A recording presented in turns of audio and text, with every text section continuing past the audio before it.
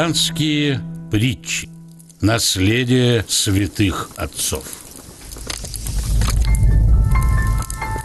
Завещание отца.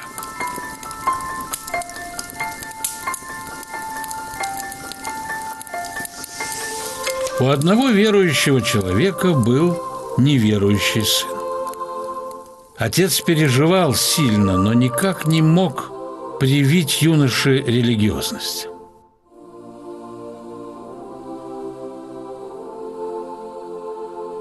Чувствуя приближение смерти, он позвал сына: «Исполни одну мою просьбу». «Какую, папа?»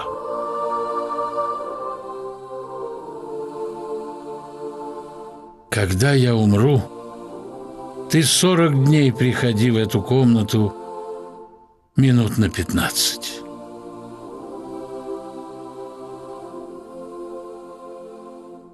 А что мне при этом делать?»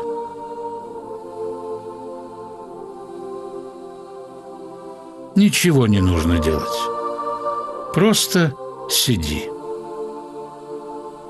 Но каждый день не менее 15 минут». Сын похоронил отца и в точности исполнил просьбу. Являлся каждый день в комнату и просто сидел. Так минуло 40 дней, после которых юноша сам пришел в церковь и стал глубоко верующим. Лишь много лет спустя он осознал, сколь мудрым было отцово завещание.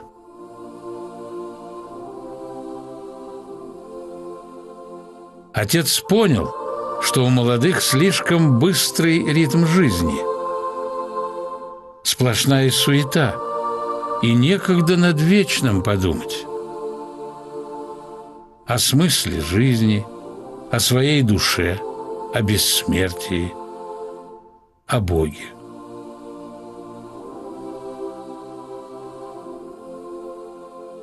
Но стоит лишь остановиться, побыть в тишине, и Господь постучится в сердце.